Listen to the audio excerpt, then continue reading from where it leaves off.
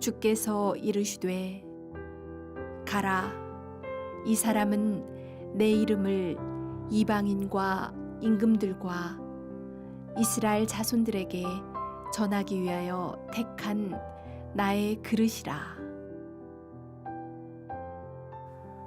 사울은 다메섹으로 가는 도중 해보다 밝은 빛으로 오신 예수님을 만났습니다.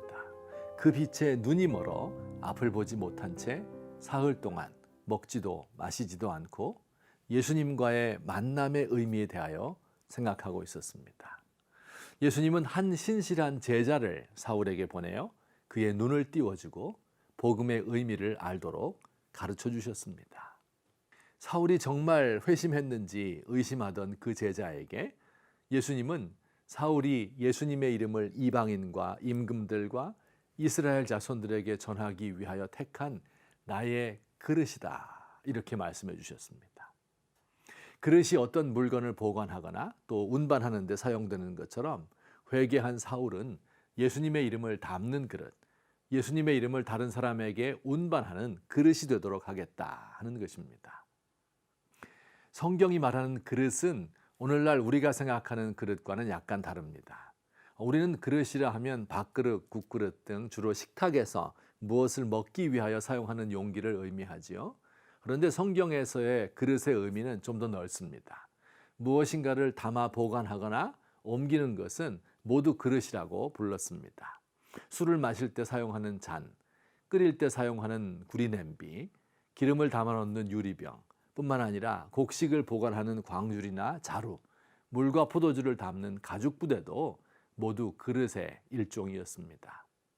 자, 그렇다면 무슨 의미로 예수님은 사울이 예수님의 이름을 보관하고 운반하는 그릇이라고 말씀하셨을까요? 이 그릇이라는 것이 참 재미있습니다. 다른 세상의 모든 물건들은요, 무언가 있는 부분을 사용하죠. 음식이 있어야 먹고 핸드폰이 있어야 전화를 받지요. 그런데 그릇은 없는 곳이 사용됩니다. 그릇의 쓰임새는 빈 공간에 있습니다. 아이스크림 가게에 갔습니다. 고급 이태리 젤라또 아이스크림인데 큰 그릇에 수북이 담아져 양이 많아 보입니다. 그런데 그릇이 이렇게 두꺼워요. 왠지 속은 것 같습니다. 여성들 화장품 담는 용기를 보세요. 바닥이 두껍고 가운데가 2cm쯤 둥그렇게 올라와 있습니다. 신경질 나죠? 그릇은 빈 곳이 많을수록 잘 사용할 수 있습니다. 예수님의 이름을 담는 그릇도 마찬가지입니다. 그릇의 두께가 얇을수록, 그 그릇이 비어 있을수록, 나의 것이 없을수록 쓰임새는 더 커집니다. 사울의 경우를 보십시다. 그는 예수님을 만난 후 자신이 지금까지 추구해서 얻었던 자신의 모든 것을 아낌없이 버렸습니다. 사울은 이스라엘 민족, 베냐민 혈통, 좋은 가문 출신이었는데 예수님 만난 후 자신의 가문을 자랑하지 않았습니다. 고향에서 받은 헬라식 고등교육을 통하여 얻은 지식과 학문을 다 버렸습니다. 물려받은 재산도 모두 복음을 위하여 바쳤습니다. 태어날 때부터 가지고 있던 로마의 시민권을 하찮은 것으로 여겼습니다. 바리새인으로서 가말리알 문화에서 랍비 교육을 받고 율법의 의를 추구하던 것을 배설물로 여겼습니다. 복음 전도자로서 업적을 쌓고 사람들의 인정을 받는 이 모든 것들도 다 잊어버렸습니다. 값비싼 뷔페 식당에 갔습니다. 한식, 중식, 일식, 양식, 온갖 산해진미가 다 있는 1인당 10만 원 하는 고급 뷔페입니다.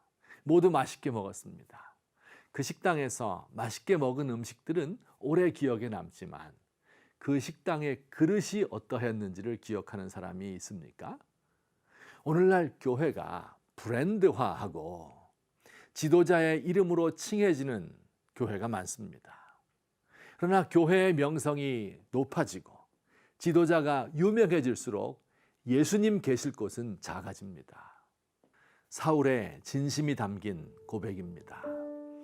내가 그리스도와 함께 십자가에 못 박혔나니 그런즉 이제는 내가 사는 것이 아니요 오직 내 안에 그리스도께서 사시는 것이라. 내가 그를 위하여 모든 것을 잃어버리고 배설물로 여김은 그리스도를 얻고 그 안에서 발견되려 합니다.